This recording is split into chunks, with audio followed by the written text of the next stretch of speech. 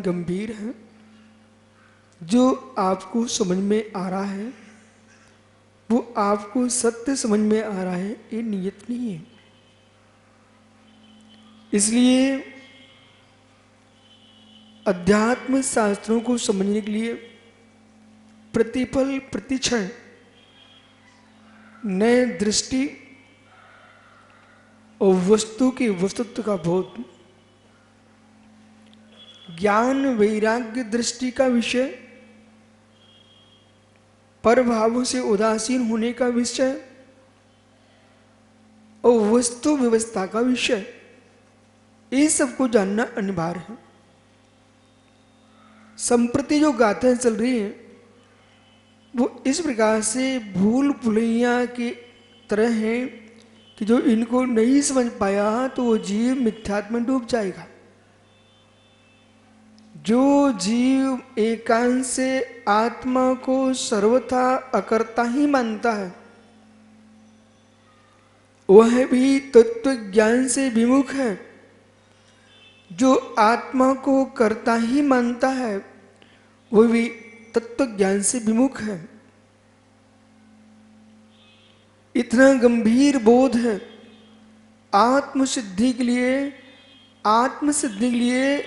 एक एक तत्व की समीक्षा को यथार्थ होना चाहिए।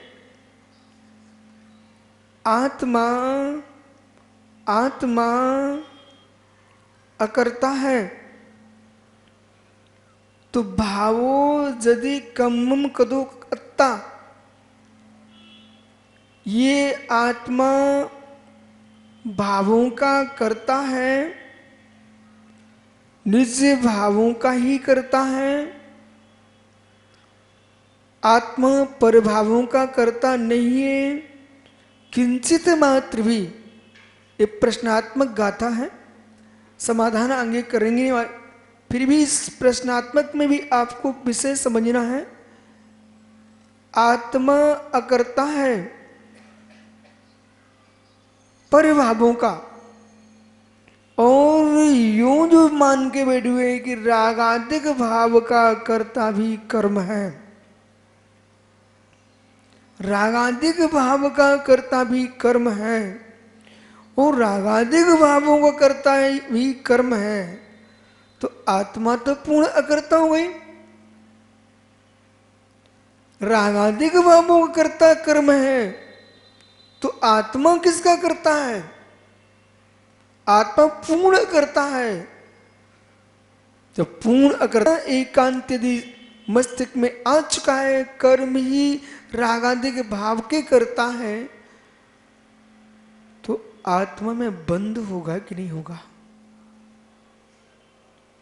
जब कर्म ही रागादिक भाव करता है तो आत्मा रागादिक भाव को कर नहीं रही है, और रागादिक भाव को नहीं कर रही है तो बंध को प्राप्त नहीं होगी, और बंध को प्राप्त नहीं हो तो कर्म ही बंध को प्राप्त होंगे। मित्र, जगत में जितनी कारमान बरगड़ा है सबको कर्म रूप हो जाना चाहिए।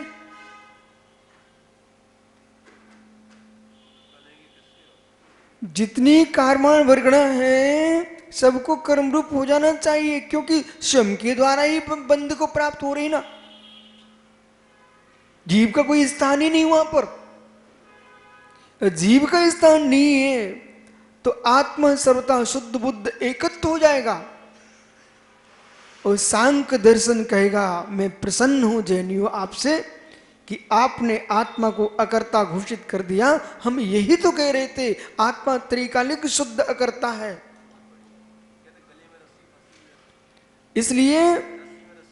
इसलिए दृष्टांतों को मैं उलझ करके वस्तु सिद्धांत को आप नहीं समझ सकते हो।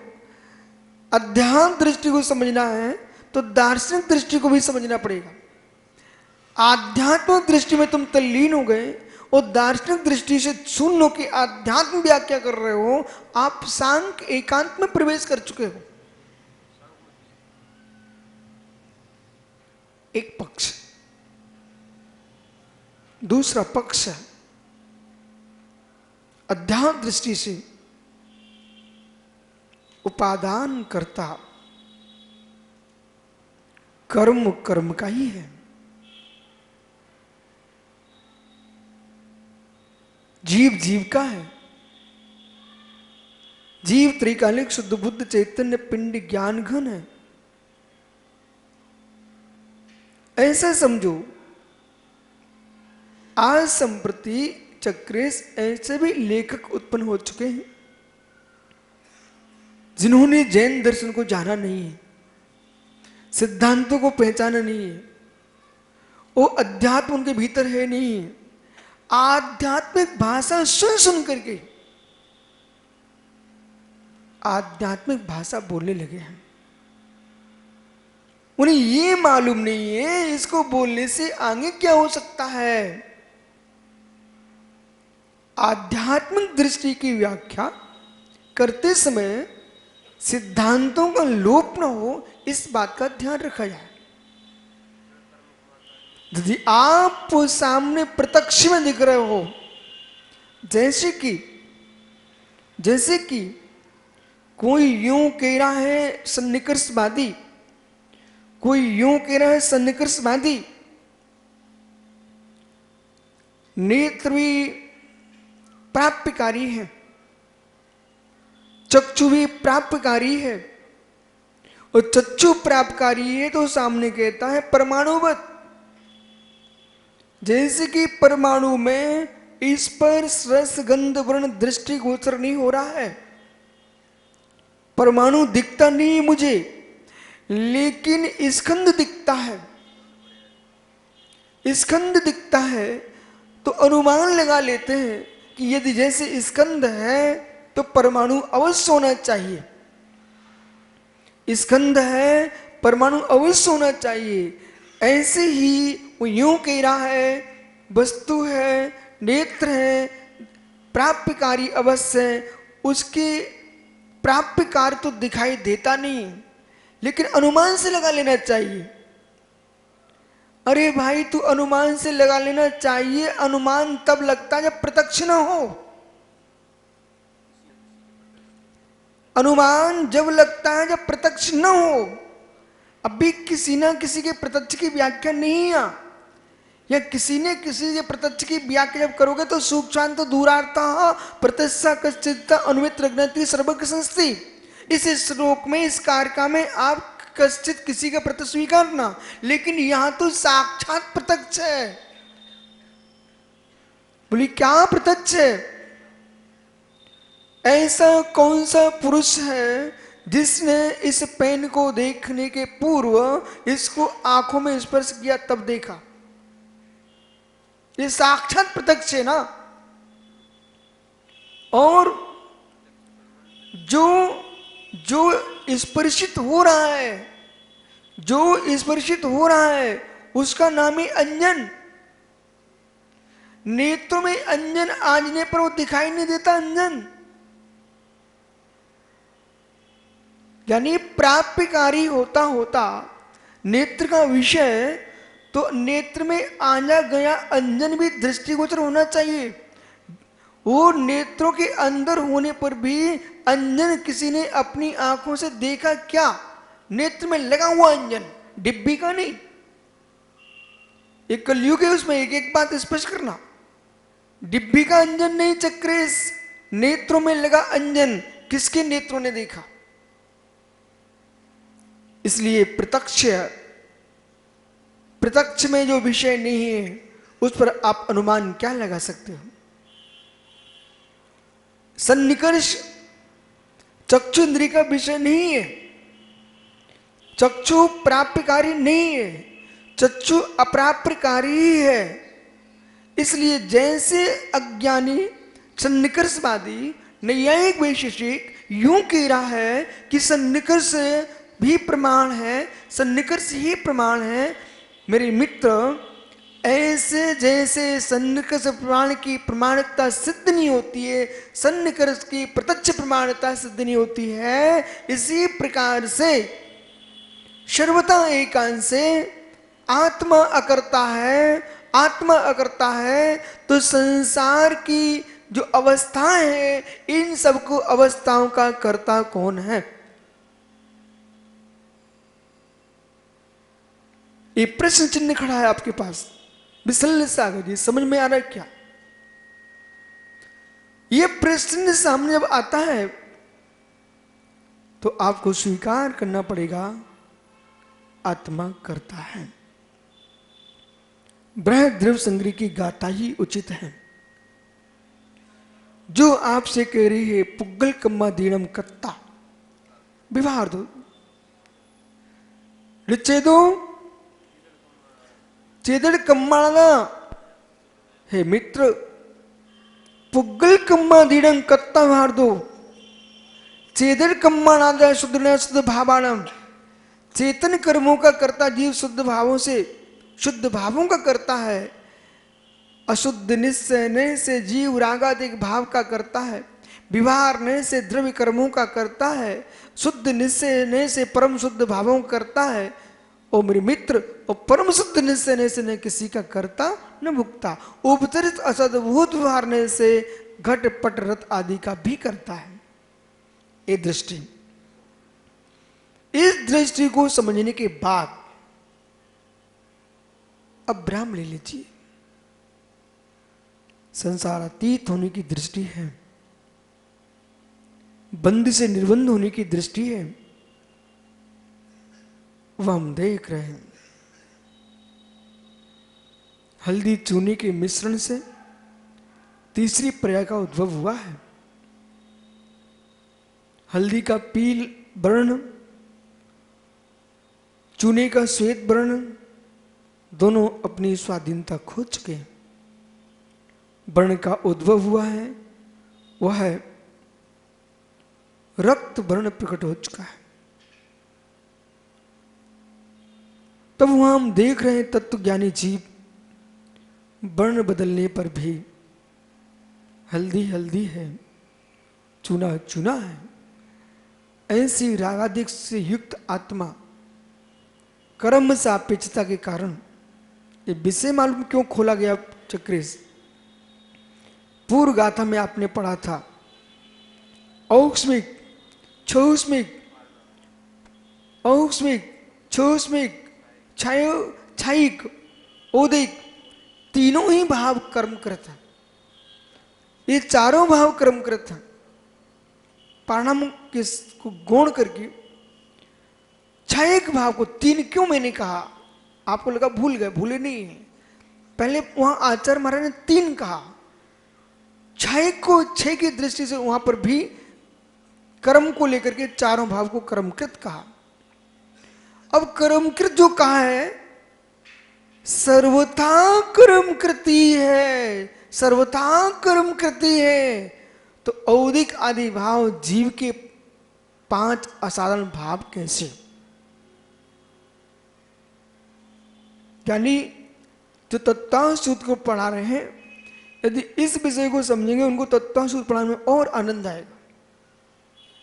कोई ने प्रश्न किया कि पांच भाव पाणमिक भाव जीव के असाधारण भाव हैं, इधर कुंद कुंद स्वामी कर्मकृत कह रहे हैं, तो कर्मकृत हैं तो ये जीव के पाणमिक कैसे? बराबर, जीव के पाणमिक कैसे? कर्मकृत हैं तो जीव के कैसे? आपने चार भावों को कर्मकृत कहा है, कर्म के द्वारा हो रहे हैं। अरे जो कर्मकृत हमने कहा है, वो कर्मों का छह उपसम उपसम आदि की दृष्टि से, उदय की दृष्टि कथन किया है, परंतु एक कर्म का बंध की दृष्टि से व्याख्या करेंगे तो रागादिक भाव जीव के भाव हैं, और रागादिक जीव के भावों के निमित्त से एक कर्म ऐसे परिणत होते हैं, फिर उनका उदय ओदिक आदि भाव बनता है। इसलिए वो सात पाणमिक आदि जो पांच भाव हैं, जीव के असाधारण भाव हैं।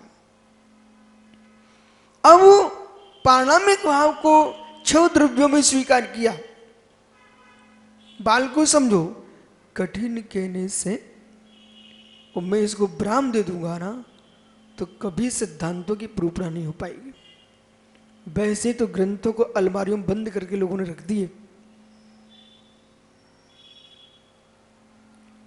जो पाणमिक भाव है वो छह द्रव्य में होता है। तो छह द्रव्यों में पारणामिक होता है, ऐसा शब्द बोलने से छह द्रव्यों का पारणामिक एकत्वभूत नहीं हो गया। इसे ध्यान से सुनिए आप। पारणामिक भाव छह द्रव्यों में होता है बराबर, लेकिन छह द्रव्यों का महासत्ता की दृष्टि से पारणामिक एकत्वभूत है। छह द्रव्यों का पारणामिक भाव महासत्ता की दृष्टि से एकत्वभूत है। अवांतर सत्ता में प्रत्येक द्रव्य का पारणामिक स्वाधीन है, स्वतंत्र है। जीव का जीवत्व, फिर आपको 10 सामान्य गुणों के पास पहुंचना पड़ेगा। अस्तित्वम वस्तुत्वम प्रमेयत्वम अग्रलोकत्वम प्रदेशत्वम चेतनत्वम अचेतनत्वम मूर्तत्वम अमूर्तत्वम मित्र अग्रलोकत्वम द्रव्याणाम 10 सामान्य गुण। अब जो अस्तित्व वस्तुता है, जो गुण सामान्य गुण हैं, इन गुणों में आपको देखना पड़ेगा। इन गुणों में आपको देखना पड़ेगा।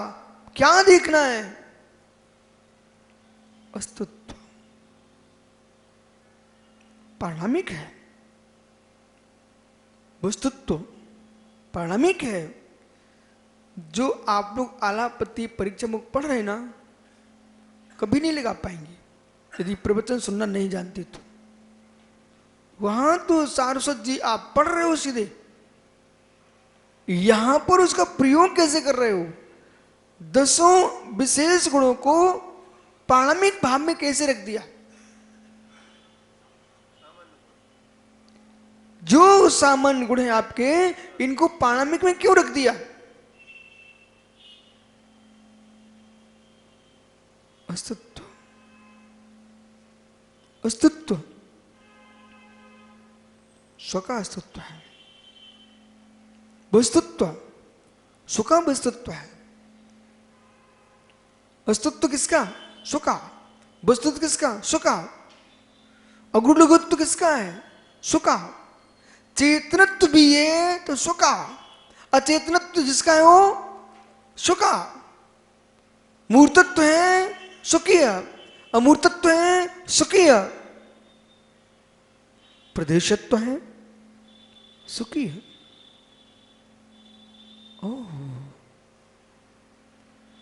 संपूर्ण गुण एक प्रत्येक द्रव्य के स्वकीय स्वकीय हैं। और इन गुणों में जो चेतनत्व द्रव्य है, तो चैतन्य का चेतन होता है क्या? चेतनत्व का चेतन होता है क्या?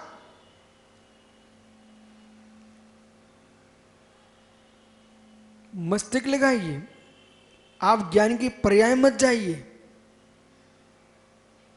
ज्ञान की पर्यायों में जाओगे तो तुमको क्षोभसम दिखेगा। मैं ज्ञान सामान्य की व्याख्या कर, चेतनत्व की व्याख्या कर रहा हूं।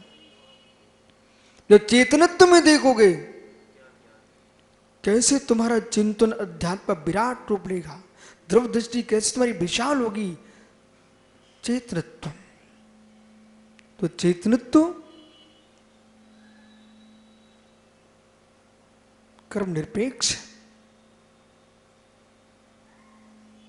चेतनत्व कर्म निरपेक्ष है। चेतनत्व कर्म निरपेक्ष नहीं स्वीकारोगे तो सिद्ध जड़ हो जाएंगे। चक्रीय न्याय शास्त्र के अध्ययन का मतलब ये नहीं है हम दूसरे के दर्शनों का खंडन मात करने बैठे रहें। अपनी प्रज्ञा से सो दर्शन को कैसे आप समझ सकते हैं? स्वकीय दर्शन को समझने के लिए बहुत विपुल बुद्धि चाहिए। स्वकीय दर्शन को समझने के लिए बहुत प्रज्ञा चाहिए। अस्तित्व वस्तुत्व को पारणामिक भाव में ले जा रहे कि वो है ही मित्र। तो चेतनत्व है, अचेतनत्व दो ही तो द्रव्य हैं, जीव अजीवम द्रव्यम, जीव और अजीब। मूल द्रव्य दो ही हैं, जीव के भेद हैं, अजीब के भेद हैं, मूल द्रव्य दो हैं। तो जो अचेतन द्रव्य है, अचेतन द्रव्य चेतन किस दिन होगा? अचेतन द्रव्य अचेतन तो किस क्रम के उद्देश्य हुआ? अचेतन द्रव्य किस क्रम के क्षयोषम से हुआ? अचेतन द्रव्य किस क्रम के क्षय से हुआ? अचेतन द्रव्य किस क्रम के मेरे मित्र उपशम से हुआ? अचेतन द्रव्य, क्योंकि प्रश्न कर सकते साक्षात जैसे विद्वान मनीषी लोग, बोले जीव पाणिमिक जीव का लक्षण अजीब में क्यों लगाया जा रहा है? आज तुमको समझ में आएगा क्यों नहीं लगाया, क्यों लगाया जा रहा है। अचेतनत्व जो है, अचेतनत्व जो है वो अपना निज का स्वभाव है, ये वस्तु का वस्तुत्व है। अचेतनत्व जो है वो निज का स्वभाव है, वो निज का स्वभाव है जिसमें कोई कर्म का नियोग नहीं है, उसका नाम पाणिमिक भाव है। तो पुद्गल द्रव्य का मूर्तत्व भाव है, उसका पाणिमिक भाव है। धर्म अधर्म आकाश काल आदि द्रव्यों का अमूर्तिक स्वभाव है, वो उनका पाणिमिक भाव है। जीव द्रव्य का अमूर्तिकपना पाणिमिक है, मूर्तिकपना पाणिमिक नहीं है। क्या हुआ? ज्ञानी एक पंचाध्याय भी एक ग्रंथ है, उस ग्रंथ में भी चक्रेश बहुत सारे प्रमेय ऐसे हैं जो कि विद्वानों के समझने लायक है, पर व्यक्ति एक भूल करके अपनी पूरी कृति की पुरुषार्थ को उसने फेल कर दिया। अनंतानुबंधी के अभाव में सम्युक्ताचरण की जगह स्वरूपाचरण कह लिख करके लोगों के निगाहों से नीचे हो गया। यदि स्वरूपाचरण उनका उद्देश्य सम्युक्ताचरण पर ही है तो कोई विकल्प नहीं है। पर एक शब्द ने, इसलिए महात्मा जो भी कृति आप लिखते हो, लेखक बनने का शौक इनको जिनको, वे इस बात को जान के ना लिखें कि मैं इसमें चक्रेश की हंसी कर दूं। आप चक्रेश की हंसी के पीछे एक पुरुष को डाल दिया अपनी कृति में, आपको बोध होना चाहिए आपकी कृति निर्विवादपने से शून्य हो चुकी है। ज्ञानी पुरुष तात्कालिक दृष्टि को प्रधानता नहीं देते, ज्ञानी पुरुष त्रिकालिक धारा को प्रधानता देते हैं। और तात्कालिक दृष्टि में आकर तुम कुछ लिख के चले भी जाओगे, त्रिकालिक दृष्टियां भी लिखी रखी हुई है, उनमें सम्मेलन करने पर 400 जी आपकी कृति को अलग कर दिया जाएगा।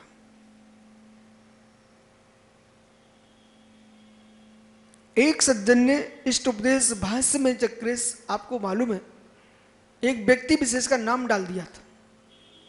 सुब्रसार हमने उसको तुरंत निकाल दिया। हमने कहा भाई कृति आपकी नहीं है, कृति लिखने वाले आचार्य विराग सार के शिष्य की है, इसलिए आपको बोध होना चाहिए है, आपको निर्णय होना चाहिए है। लेखक की मेहनत तुम्हारे द्वेष से समाप्त हो जाएगी। जबलपुर के सुरेश सरल जी ने एक मुनि महाराज की जीवनी लिखी, और उन मुनि महाराज ने वे प्रकरण अपने सामने रख दिए सरल जी के, कि जो उनके हुंकार के प्रकरण थे। सुरेश सरल जी ने कहा महाराज जी, आपका जीवन आपका लेखक मैं हूं, आप जो हमें दे रहे हो मैटर इससे न आप महान बन पाओगे, हमारी मेहनत पानी में चली जाएगी। हम उतने ही स्पर्श करेंगे जिससे हमारी कृति महान ही नहीं रहे। आपके जीवन के उन पहलुओं को मैं नहीं ले पाऊंगा जिससे हमारी कृति विफल हो जाए। ये विवेक दृष्टि है, विवेक दृष्टि।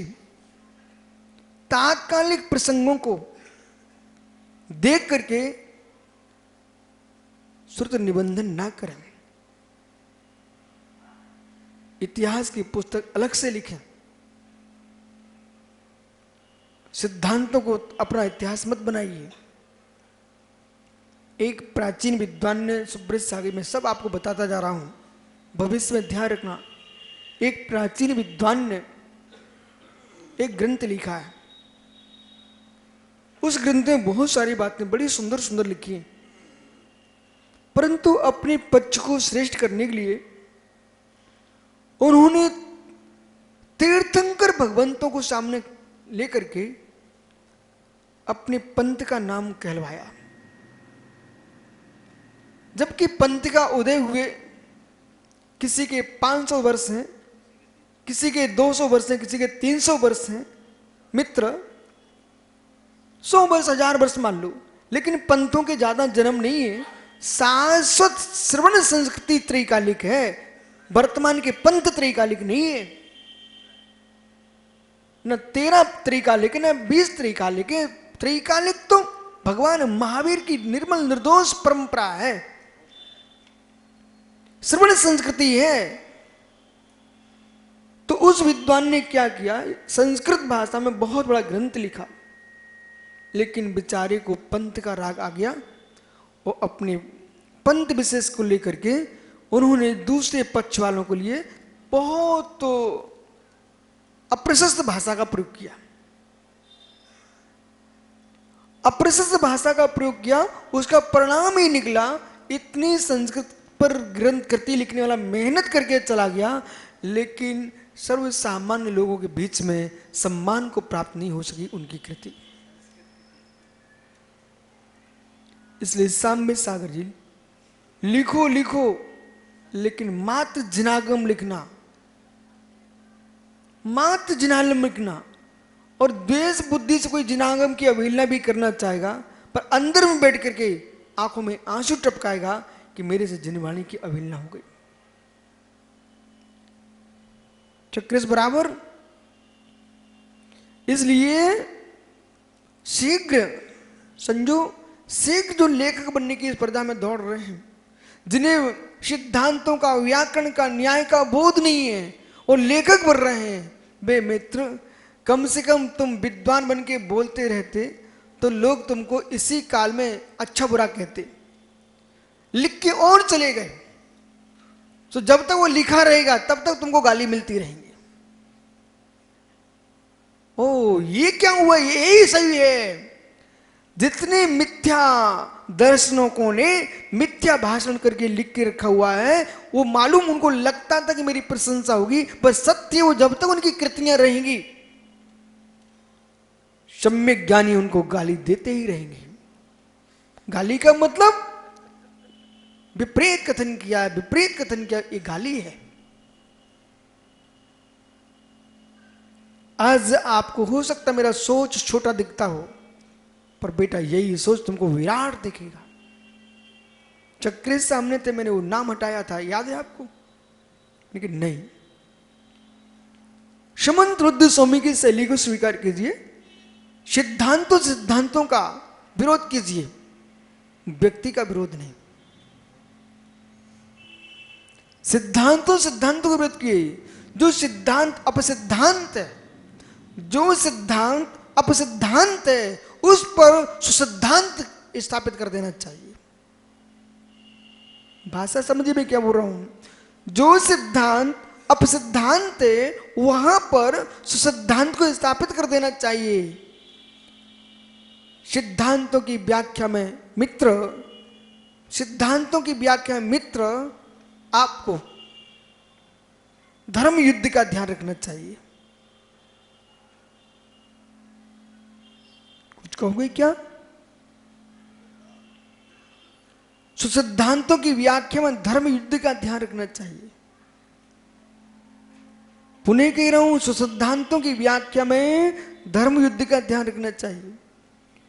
प्राचीन काल में भी युद्ध होते थे, लेकिन जो युद्ध का समय था उसी समय होते थे।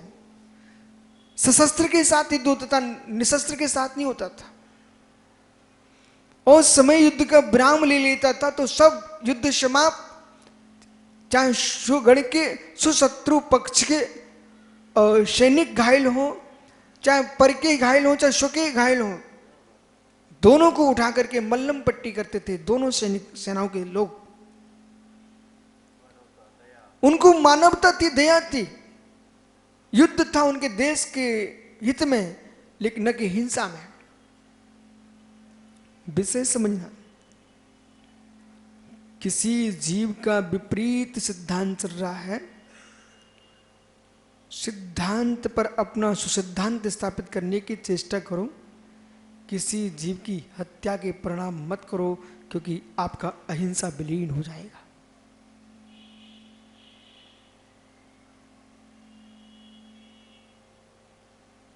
बहुत सारे देशों में अर्यंत बेटे ऐसे समझौते होते हैं व्यापार के। राजनीतिक खलबली मच सकती है, लेकिन इस व्यापार में खलबली नहीं होगी। विसल सागरी आपको याद है क्या? राजनीतिक खलबली मच सकती है, उससे व्यापार प्रभावित नहीं होना चाहिए। हमने आपसे कहे 85 का ग्रंथ पर आपको संपादन करना है, इसी बीच में आपका कोई खलबली पड़ गई, आप उस खलबली का निराकरण कीजिए, पर ग्रंथ का संपादन कार्य बंद नहीं कीजिए। कि आपने कहा नहीं, अब मैं नहीं करूंगा ये काम आपका, ये कौन सा तरीका है? आपका व्यक्तिगत हमसे विरोध हो, करो आप, लेकिन जो कार्य जगत हित के उद्देश्य से किया गया है उसको बंद नहीं करेंगे आप। ऐसा चिंतन करने वाले होते तत्व निर्णायक, विशेष विज्ञ पुरुष, चिंतक पुरुष। सबका नाम क्यों नहीं आता चिंतक पुरुषों में, विशेष पुरुषों में? क्योंकि तुम्हारी चिंतन शैली न्यून है, है नहीं है। जिस प्रसंग से आपको परेशानी है उसको गुण कीजिए आप, लेकिन हर व्यक्ति में पूरे अवगुण हो ऐसा होता नहीं है, ऐसा नहीं होता। पूरे अवगुण को आप ऐसा कहते हो संपूर्ण रूप से अवगुण ही है, ऐसा बोल करके आपने मित्र बहुत सारे गुणों की उपेक्षा कर दी है। समझ रहे क्या? बहुत गुणों की उपेक्षा कर दी है। और ये कब होता है अर्यंत? जब व्यक्ति मात्र ये मान के चले अर्यंत विश्व में जो कुछ मैं ही हूं, मतलब तुम सफल नहीं हो पाओगे। विश्व में आप सर्वे सर्वा कैसे हो सकते हो? आप तो अपने आरा की गलियों में झाड़ू नहीं लगाते हो, फिर आप कैसे कहते मैं सबसे श्रेष्ठ हूं? झाड़ू लगाने वाले का भी तुम्हें सम्मान करना पड़ेगा। नगर पालिका में उसका भी सत्कार होता है समय पर। हमारे जिनालों में हमने देखा, जब विशेष कार्यक्रम होते हैं, यदि संजू विधान कराने आए तो इनका सम्मान होगा, तो जो पुजारी द्रव्य बनाते ना उनका भी सम्मान होता है। और यहां तक कि मंदिर के बागबान माली का भी सम्मान होता है। होता कि नहीं? सम्मान शक्ति देता है, सम्मान शक्ति देता है आदमी को। अपना काम करवाने की क्षमता है तो सम्मान देना सीखो। विपुल अपमान शक्ति छीन कर देता बेटा, अपमान शक्ति छीन कर देता है। कार्य को निष्फल करना हो तो कार्यकर्ताओं का अपमान करना प्रारंभ कर दो, तुम्हारा कार्य नियम से निष्फल होगा। चक्रवर्ती जैसा महापुरुष भी अपने अधीनस्थ लोगों का सम्मान रखता है, सत्कार करता है। वही तो मैं विष्णु सावर सिखाता रहता हूं कि शिष्यों को डांटना ही नहीं है, उनका बहुमान भी करना है।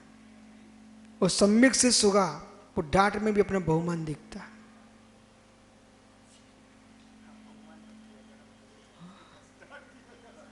ओहो, यानी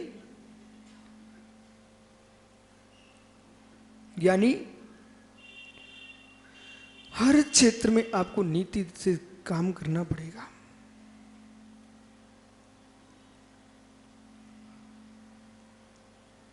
कभी कभी मालूम चक्र जिनकी योग्यता नहीं होती विश्व प्रसिद्ध होने की, भी योग्य पुरुषों पर कीचड़ फेंक देते। भी योग्य पुरुषों पर कीचड़ फेंकते हैं। योग्य पुरुष समझदार है, घर में आके कपड़े धो लेता है, पर कीचड़ फेंकने वाले को मना करने नहीं जाता। इस नीति को जानने के लिए प्रणव सागर जी बहुत शक्ति चाहिए, समक सागर जी बहुत अंतरंग बल चाहिए। योग्य पुरुष योग्यताओं से प्रसिद्धि पा रहा है, अयोग्य पुरुष उसे प्रसिद्धि की भूख है पर प्रसिद्धि की योग्यता नहीं है, तो कैसे मिले झूठी प्रशंसा। तो योग्य पुरुषों पर कीचड़ फेंकता है, और योग्य पुरुषों पर कीचड़ फेंक करके लोग पूछेंगे अरे किसने फेंका, इतने बड़े आदमी पर किसने फेंका। तो आप उसके विरोध में खड़े हो जाओगे तो वो तो राजा बन गया। बोले मैं यही तो चाहता था, मेरा नाम प्रसिद्धि मिल जाए, यही तो चाहता था। वो समझदार होंगे, अपने घर में उसके कीचड़ पहुंच देंगे, लेकिन उसका नाम नहीं लेंगे। मालूम चलेगा बेचारा कीचड़ फेंकना न फेंकना एक सा हो गया। समझा मनीष? यानी ये जीवन में नीति आना चाहिए। बहुत सारे लोगों को मैं नीति बता चुका हूं, जिनने मान ली वे सफल हो गए, नहीं माने तो विफल हो गए, 100% हुए। ये बहुत बड़ी नीति है। महात्मा विष्णु सागर जी मेरे मित्र, मंच पर बैठकर के नीति सुन लेना काम नहीं चलेगा, कक्ष में नीति का प्रयोग करना पड़ेगा, प्रयोग करना पड़ेगा। मोराजी में तो चातुर्मास सागर में मेरा पहला चातुर्मास हुआ। उस चातुर्मास में कुछ बच्चे सेवा करने आते थे, तो कुछ बच्चे मैदान में खेल करके शोर करते थे। मैंने दोनों को ही नहीं डांटा, मैं उनको नहीं पहचानता था, पर मुझे दोनों ही पहचानते थे। जो शोर करते थे वे भी पहचानते थे, जो सेवा करना वो भी पहचानते थे। चक्रेश उन्हीं शोर करने वालों बच्चों में से बालक बड़े हो गए, बिहार चल रहा था, वो बालक एक जगह अधिकारी थे। 50 किलोमीटर दूर से सेवा में लग गए। बोले महाराज जी हम मोराजी में छात्र थे, आपका चातुर्मास हुआ था, तब मैं वहां खेलते थे। उनकी देखा। फिर दूसरा जो सेवा करने आता था वो पंडित बन के आ गया। पिछले वर्ष ग्वालियर में मिला मुझे। बोले दिल्ली का पंडित आया, दिल्ली का पंडित आया। मैंने दिल्ली का पंडित है, कौन है? धीरे से कहता महाराज जी हम मोराजी के छात्र हैं, आप जब दिन रात्रि के 3 बजे अध्ययन स्वाध्याय करते थे, हम प्रकाश करने आते थे। हाँ, मंत्री जी ने ड्यूटी लगाई थी। आइए विषय पर। अस्तित्व वस्तुत्व कहां था विषय तुम्हारा? जिसे तुम जान रहे हो चक्रेश, सही जानना भी सही नहीं होता। इसलिए हर जगह अपना दिमाग नहीं लगाना चाहिए, आज्ञा सिद्ध सम्यक भी प्राप्त करना चाहिए। एक जगह समझा देता हूं मैं आपको, एक जगह महात्मा सुब्रत सागर जी सम्राट के लिए प्रतिदिन एक भृत्य सेज सजाता था। सम्राट के लिए भृत्य नौकर सेज सजाता था, उनकी पलंग सजाता था, पुष्पों से, अनेक प्रकार के सुगंधित द्रव्यों से, जिस पर लेटते ही राजा तुरंत नींद में चला जाता था। सेज सजाते सजाते, सैया सजाते सजाते एक दिन उसके मन में भाव आया पवन कि बहुत दिन हो गए सजाते सजाते, जब तक सम्राट आएंगे देखूं तो लगता कैसा है, मैं तो रोज सजाता ही हूं। विपुल बेटा, उस नौकर ने क्या किया, जब तक सम्राट आएंगे तब तक देखूं कैसा लगता है, राजा की पलंग पर लेट गया। और जैसे ही लेटता है उसको नींद लग गई, चादर ओढ़ करके तो सो गया, गहरी नींद में चला गया। इसी बीच में महारानी आई, उसने सोचा महाराज सो रहे हैं, आकर के उसी पलंग पर उसके साथ सो गई।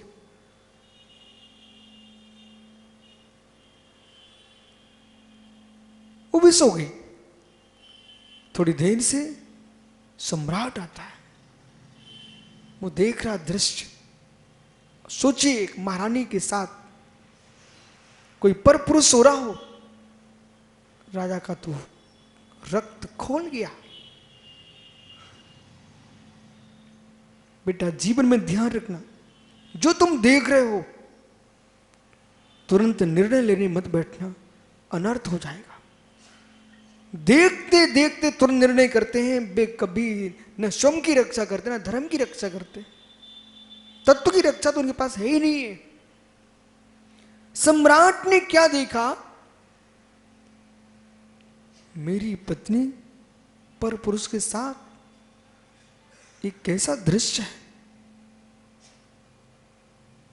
तलवार से दोनों को सिर निकाले देता। फिर सोचता है, विचार करता है, रानी को जगा के पूछता हूं है क्या।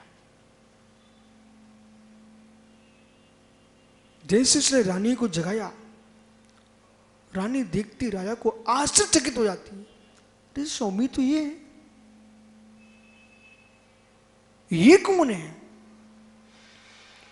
राजा ने रानी की निगाहों को देखा और निगाहों को परख लिया।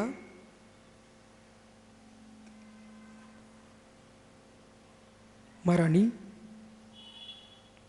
आश्चर्यचकित होकर क्यों निहार रही हो, क्या रहस्य है। बोले स्वामी आप ये कौन है। राजा ठंडा हो गया तुरंत, ये कुछ दूसरा ही मामला है। रानी पलंग से अलग हो गई। आवाज सुनकर के वो नौकर जाग पड़ा, और जागते ही तुरंत राजा के चरणों में गिर पड़ा। बोले भाई क्या है। महाराज क्षमा करना, क्षमा करना, मेरे अंदर दुर्बुद्धि ने जन्म लिया कि सम्राट की सैया पर मैं सोऊं, कैसा लगता है। महाराज क्षमा करना, मैं मात्र देखने के लिए लेटा था, पर मेरी नींद लग गई, अभय दान दो। दृश्य देखा, दृश्य देखा, दृश्य देखा, जो दिख रहा था वो क्या था, और राजा के मस्तिष्क में कल्पना चल रही थी वो क्या था। सोचिए अब, दृश्य क्या था, कल्पना क्या थी।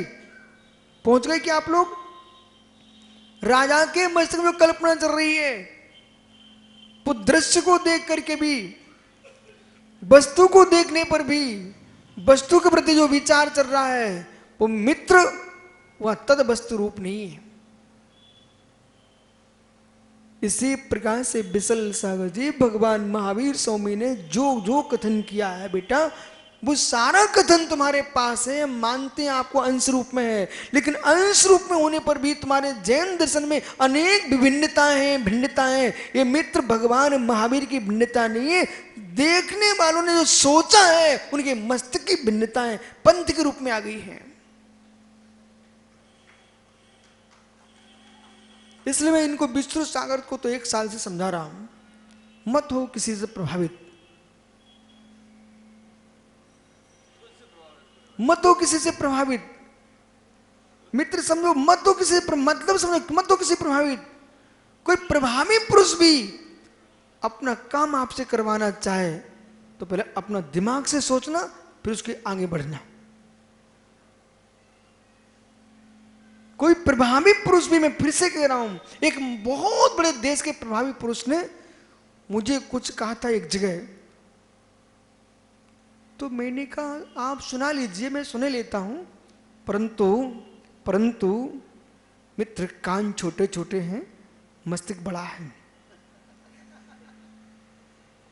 बोलो सुब्रसा, याद करिए आप, मैं नाम नहीं ले बता रहा हूं। एक बहुत बड़े प्रभावी पुरुष ने मुझे बहुत कुछ समझाया। मैंने कहा नहीं, देश में बड़े बड़े प्रभावी पुरुष मेरे पास आ चुके हैं, वे ये कहते थे मेरे से, बोले आप मेरे साथ हो जाओ, हम आपको सिंहासन पर बैठाऊंगा। मैंने कि मुझे सोने का सिंहासन का त्याग है, मैं काठ पर ही बैठना बहुत पसंद करता हूं।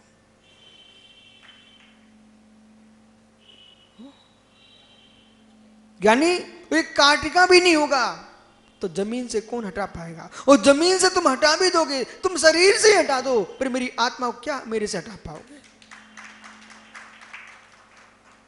इतना दृढ़ विश्वास है। आप क्या संप्रदाय, क्या पंथ, क्या परंपराओं, क्या सिंहासन, क्या चटाई, क्या पृथ्वी के राग में लिप्त हो, मैं तो तन से भी राग छोड़ चुका हूं। ये मिटने के लिए मिलता है, पर मैं अमिट हूं, वो कभी मिटने वाला नहीं है। पारमिक भाव मत होना प्रभावित, आज से बिल्कुल भी प्रभावित नहीं मत होना। लोग स्वार्थी हैं, अपना मतलब सिद्ध करेंगे, वो आपको यहीं छोड़ देंगे। पवन चाट चाटी क्या, पवन भिंडी खड़ा हो जा,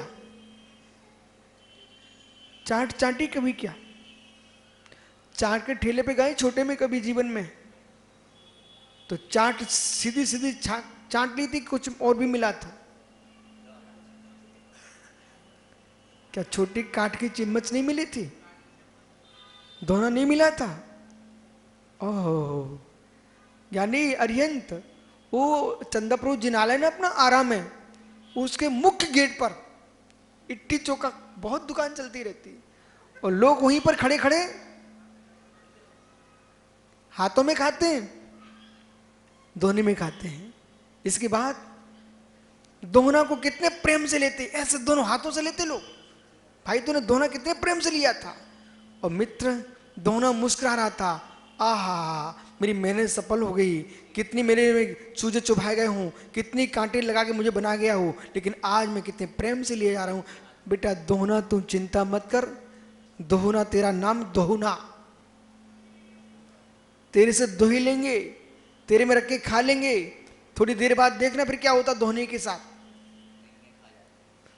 मित्र ऐसे पटक देते, बोलो क्या नहीं, क्या किया था दोहने का फिर आपने।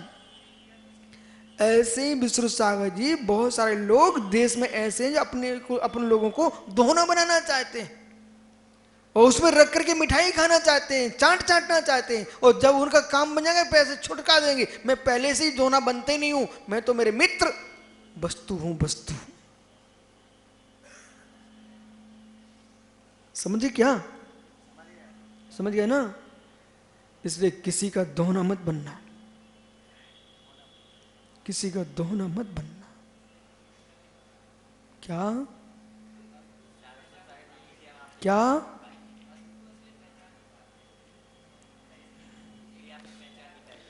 मुझे आपसे कोई विकल्प नहीं है, आप मुझे नहीं पहचान पाओ, मैं वस्तु हूं, तो मैंने पहचानने की जरूरत क्या है। मैं अपनी वस्तु को अपने में पहचान लूं, वही मेरी मूर्ख पुरुषार्थ, वही पुरुषार्थ सिद्धि है। मैं अपनी वस्तु को अपनी वस्तुत्व में देखना चाह रहा हूं मित्र। पहचान कोई ना करे। ओ, ये बालक कितनी गहरी बात बोलना चाह रहा है लेकिन बोल नहीं पाया बेचारा। अरे मित्र समझ, लोग मुझे नहीं पहचान पर क्यों मैं वस्तु हूं। अरे लोग नहीं पहचान मैं वस्तु हूं तो क्या कोई मित्र पन्ना की पहाड़ियों पर घूम रहा है, हीरे को परखना नहीं जानता है, वो पत्थर मान करके पैर रखते चला जा रहा है, तो क्या हीरा मेरे मित्र सामान पत्थर हो जाएगा क्या? अरे तू यूं मान बेटा कि मैं हीरा जौहरी नहीं हूं, इसलिए जो मुझे नहीं पहचानते जौहरी नहीं है, मैं तो हीरा ही हूं। फिर आज हो ज्ञानी चाट चाटी क्या?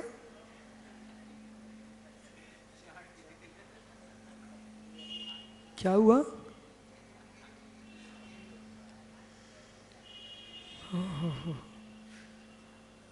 इसलिए आवश्यक नहीं है कोई मेरी कीमत ना समझे।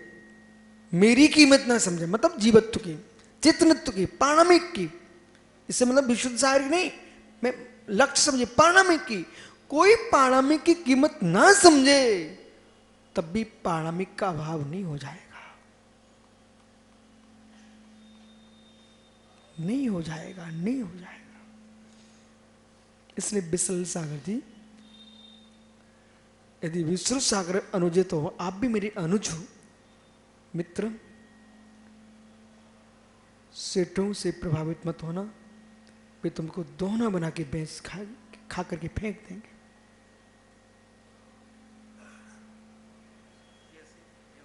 आज से विराग साहब महाराज जी ने 1988 में मुझे अपना शिष्य बनाया था।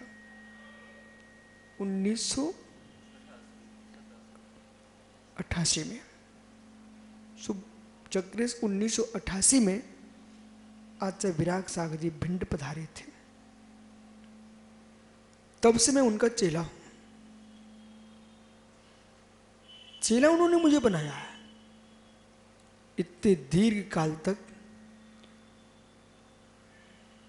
समाज में हो, संघों में अपने में रहना ये छोटा काम नहीं है। ये तभी संभव है जब किसी के दोहने नहीं बन पाओगे। लोग बनाना चाहते थे, मैंने झटकार दिया उनको। मैं पत्तल नहीं हूं, मैं पत्ता नहीं हूं, मैं पत्तल नहीं हूं, पत्ता नहीं हूं, मैं स्कंद हूं। पत्तों का दोना बनता है, स्कंदों का दोना नहीं बनता। पलाश के छेवले के पत्ते से दोना बनता चक्री से,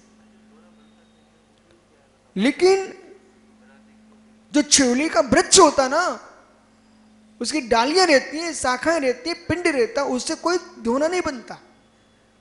अपन को पत्ते बने क्यों? हम तो स्कंद हैं। और स्कंद को देखोगे समझ में ऐसे आएगा, आपसे कहेंगे बिसल सागरी चलो मेरे साथ, हम आपको आचार्य बना देते हैं। आप कह रहे बिसल सागरी चलो मेरे समय, आपको उपाध्याय बना दूंगा, मेरे साथ रहना, मेरे संघ का उपाध्याय पद संभाल लेना।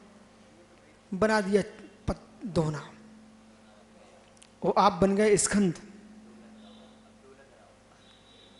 मित्र, किसी के लोभों में आकर के, किसी के लोभों में आकर के हमें अपने स्कंद का त्याग नहीं करना।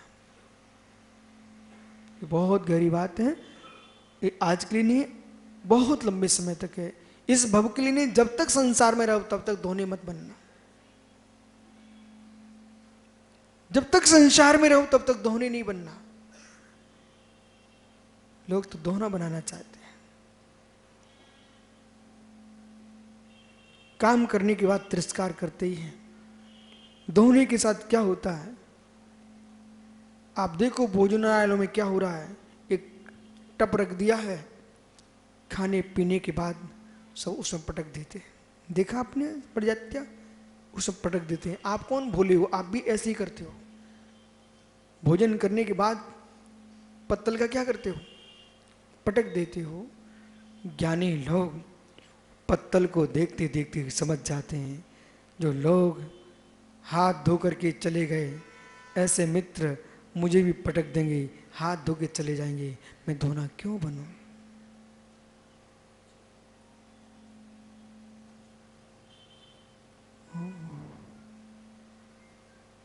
समझ गया नहीं?